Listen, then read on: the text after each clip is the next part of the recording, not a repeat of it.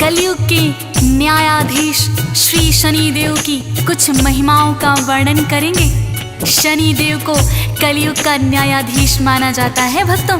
जिन पर ये कृपा करते हैं उसके जीवन में किसी भी प्रकार का कोई कष्ट नहीं आता भक्तों। सूर्यपुत्र भगवान शनिदेव जिन भक्तों पर अपनी दया दृष्टि की छाया रखते हैं वो भक्त हर कार्य को बड़ी आसानी से संभव कर पाते हैं। किंतु शनिदेव की ढैया जिस पर लग जाती है वो राजा भी कंगाल हो जाते हैं। अतः शनि महाराज को हमेशा प्रसन्न रखना चाहिए भक्तों।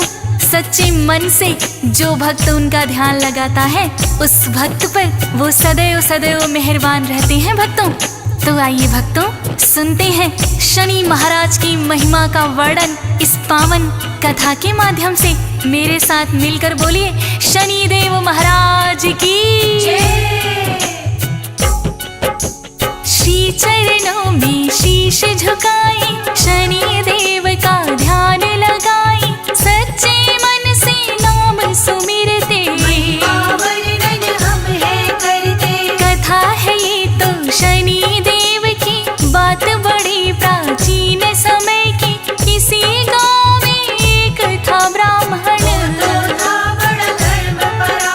ब्रह्म मुहूर्त में सुबह उठ जाता, गंगा स्नान वो करके आता, भर के गंगा जल का लोटा सूर्यदेव को अर्घ भी देता। विधि विधान से पूजा पाठ करे, अन्न जल सब उसके बाद करे, बालावस्था से ब्रह्मचारी और बड़ा यह परोपकारी। भक्तों उस ब्राह्मण का नियम था सुबह ब्रह्म मुहूर्त में उठ जाता था, स्नान आदि करके सूर्य को अर्घ देता, घर आकर पूरे विधि विधान से पूजा पाठ करता भक्तों। उसके बाद ही कहीं अन्न जल ग्रहण करता था और दूसरों के हित के लिए सदैव सदैव सोचता था भक्तों। ग्रामवासी उस ब्राह्मण का बहुत ही आदर सम्मान करते थे। एक दिन की बात है, सुबह सुबह जब वो गंगा स्नान करने जा रहा था तो रास्ते में उन्हें शनि देव मिल जाते हैं।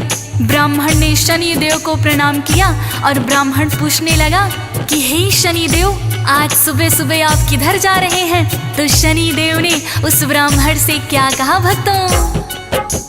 ब्राह्मण ने उन्हें शीश झुकाया और पूछना इतना चाहा, शनि देव आज प्रातः प्रातः मुझे बताओ चले कहाँ है? शनि देव ने ब्राह्मण से कहा राजमहल है राजा का, जहाँ राजा के पास में मैं तो जाऊँ, अपनी ढैया उसे लगाऊँ। ब्राह्मण ने इतना है सोचा, यदि राजा को लग गए ढैया प्रजा तो सारी ही दुखी होए, कैसे इनको टाला जाए? शनि देव से बोले ब्राह्मण, आपसे मेरा इतना निवेदन, राजन पर ना ढैया लगाना, बदले में मुझे देते जाना। भक्तों ब्राह्मण बड़ा ही परोपकारी था। उसने सोचा यदि राजन पर शनि के ढैया लग जाती है तो सारी प्रजा दुखी हो जाएगी, क्यों ना शनि के ढैया को मैं अपने ऊपर ही ले लूं। उन्होंने शनि देव से प्रार्थना की कि हे शनि देव, आपसे मेरी इतनी विनती है कि आप हमारे राजन पर अपनी ढैया ना लगाएं, बदले में आप मेरे ऊपर ही लगा दें। शनि देव कहने लगे, हे ब्राह्मण तुम एक बार फिर सोच लो। ब्राह्मण निश्चय का पक्का था भक्तों। शनिदेव से कहने लगा कि हाँ शनिदेव, मैंने सोच लिया, आप राजन के बदले में ढैया मेरे ऊपर लगा दीजिए। शनिदेव कहने लगे कितने वर्षों के लिए लगाऊं? तो ब्राह्मण बोला, हे महाराज, वर्षों तक तो मुझसे ना सही जाएगी। ब्राह्मण का था इतना कहना, वर्षों तक तो होगी सहना, इतनी सी कृपा बरसा दो, पैर के लिए लगा दो। शनि देव ने बात मान ली, ढैया है ब्राह्मण पर लगती, गया ब्राह्मण गंगा स्नान को, अनहोनी से जानो। शनि देव ढैया उस पर है, गंगा स्नान रहा वो कर है, सूर्य देव को जल है चढ़ाया, करके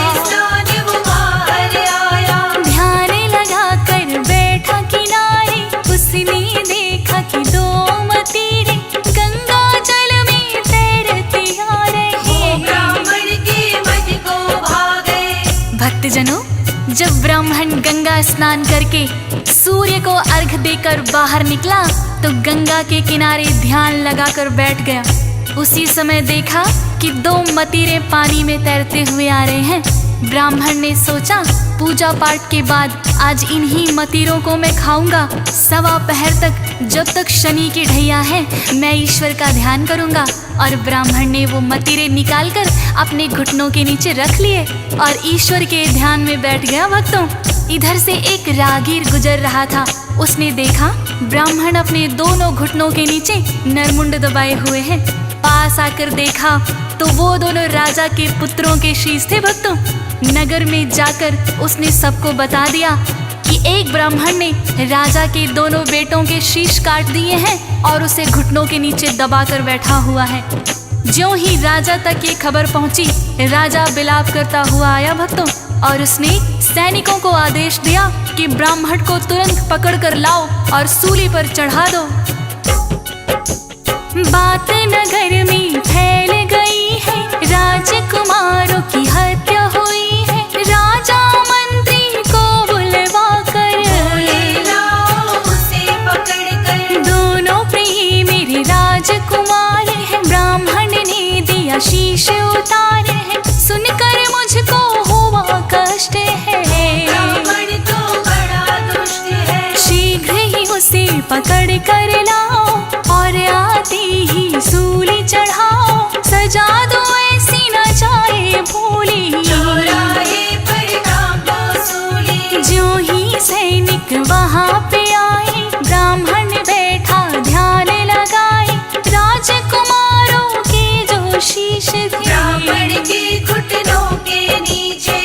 भक्तजनों, जब सैनिक वहाँ पर आए तो देखा वास्तव में ही ब्राह्मण ने अपने घुटनों के नीचे राजकुमारों के शीश दबा रखे थे।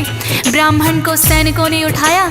ज्यों ही ब्राह्मण ने आंखें खोली, देखा कि वास्तव में मतीरों की जगह राजकुमारों के शीश हैं। भक्तों, अब ब्राह्मण को समझ में आ गया शनि देव की ढैया ने अपना असर दिखा दिया। सैनिक उसे पकड़कर ले गए। राजा ने कहा, इस ब्राह्मण ने मेरे निर्दोष राजकुमारों की हत्या की है, इसे तुरंत ही सूली चढ़ा दो। ब्राह्मण को चौराहे पर लाकर जैसे ही सूली लटकाने लगे, सूली टूट गई। भक्तों, फिर राजा ने तांबे की सूली बनवाई और ब्राह्मण को सूली चढ़ाने लगे तो वो भी टूटकर गिर गई। भक्तों, इसी तरह राजा ने चांदी की सूली बनवाई, वो भी टूटकर गिर गई। भक्तों, तो सोने की सूली बनवाने का आदेश दिया राजा ने। तब तक 1.25 पहर बीत चुका था। भक्तों, शनि देव की ढैया जो थी 1.25 पहर के लिए तो वो थी। सूली ब्राह्मण चढ़ ना पाए, पहले टूटी जाए। अनेक धातुओं से बनवाई पर कोई भी टिक नहीं पाई। राजा ने आदेश दिया था, अब तक नहीं हुआ था। सोचे मंत्री हो रहा क्या है, आज तलक जो नहीं हुआ है। ब्राह्मण है या कोई तांत्रिक, टूटी सूली सारी अब तक। जो राजा को पता लगेगा हमको मृत्यु दंड मिलेगा। 1.25 पहर तब तक बीता है, ब्राह्मण सूली नहीं चढ़ा है। भक्तों, सैनिकों ने ब्राह्मण को सूली चढ़ाना चाहा, किंतु जिस धातु की सूली पर भी चढ़ाते वो टूट जाती। भक्तों, लोहे की टूटी तो तांबे की बनवाई, तांबे की टूटी तो चांदी की बनवाई, चांदी की टूटी तो सोने की सूली बनवा कर लाए। भक्तों, इसी क्रम में 1.25 प्रहर बीत गया। भक्तों, तभी दोनों राजकुमार खेलते खेलते राजा के पास आ जाते हैं। रानी उनको देखकर बड़ी ही हर्षित हुई। फिर रानी ने राजा से कहा कि हे महाराज, अभी तक तो सैनिक ब्राह्मण को सूली पर चढ़ा चुके होंगे, हो सकता है ना भी चढ़ाया हो। आप जल्दी से जाइए और उन्हें रोकिए, वरना हमें ब्रह्म हत्या का पाप लग जाएगा। राजा तुरंत ही वहां आए और कहने लगे, सैनिकों, ये ब्राह्मण निर्दोष है, इसको छोड़ दो। फिर राजा ने ब्राह्मण से विनम्र विनती करके क्षमा याचना की तो ब्राह्मण देव ने कहा, राजन, इसमें आपका कोई दोष नहीं है। सवा प्रहर के लिए मुझ पर शनि की ढैया थी जो मैंने जानबूझकर लगवाई थी। राजा पूछने लगे, आपने जानबूझकर क्यों लगवाई? तब ब्राह्मण ने सारा वृतांत राजा को बता दिया। भक्तों, राजा ने सोचा ये ब्राह्मण कितना परोपकारी है और मैंने इसे सूली पर चढ़ाने का आदेश दे दिया था। राजा को बड़ा ही पश्चाताप हुआ।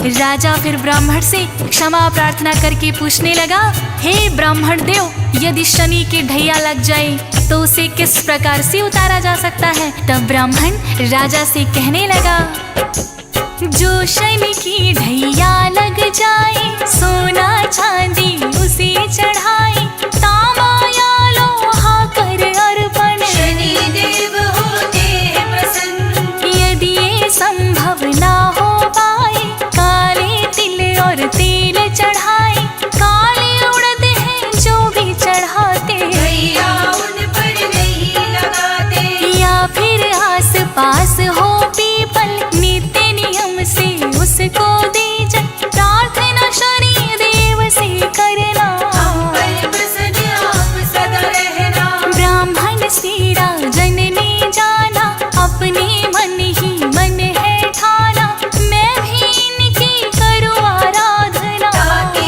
दुख से हो न सामना। भक्तजनों, इस प्रकार उस दिन के बाद वो राजा भी शनि भक्त हो गए और नित्य नियम से शनि महाराज की पूजा करने लगे। ब्राह्मण को उन्होंने आदर सहित विदा किया। भक्तों, ब्राह्मण ने शनि देव की ढैया अपने ऊपर ले ली थी, उसका भी धन्यवाद किया। भक्तों, शनि देव की वक्र दृष्टि से तो देवता भी नहीं बच पाते, फिर इंसान तो क्या है। इसी तरह की एक और कहानी है भक्तों। जब शनि देव ने सोचा कि मैं भोलेनाथ पर अपनी वक्र दृष्टि डालता हूँ, ये सोचकर शनि देव कैलाश पर आ गए। भक्तों, भोलेनाथ को प्रणाम किया। भोलेनाथ ने उनसे आने का कारण पूछा तो शनि देव क्या कहते हैं भक्तों? सुन लो हे भोले भंडारी, इतनी सी इच्छा है हमारी, मेरी दृष्टि जो है वह एक बार आजमाओ आप पर। बात है मात्र सवा पहर की, डालूंगा अपनी वक्र दृष्टि, हे भोले तुम इसे संभालो, बचने का कोई यत्न बना लो। सुन कर के भोले मुस्काए, मुझ पर ना कुछ असर दिखाए, अपना मन तुम भी बहला लो, अपनी वक्र दृष्टि डालो। भोलेनाथ ने आज्ञा दे दी, डाली शनि ने वक्र दृष्टि, भोलेनाथ को समझ न आया, उन्होंने इससे बचना चाहा। भक्तों, शनि देव ने ज्यों ही भोलेनाथ पर वक्र दृष्टि डाली, भोलेनाथ सोचने लगे मैं शनि देव की वक्र दृष्टि से बच जाऊंगा, और कैलाश छोड़कर वो मृत्युलोक में आ गए और सवा पहर तक एक हाथी का रूप बनाकर जंगल में विचरते रहे।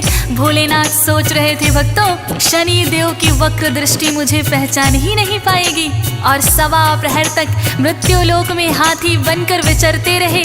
जैसे ही सवा प्रहर पूरा हुआ, भोलेनाथ ने सोचा शनि देव की वक्र दृष्टि का मुझ पर कोई असर ना हुआ, अब तो सवा प्रहर बीत चुका है, मैं वापस कैलाश पर चलता हूँ।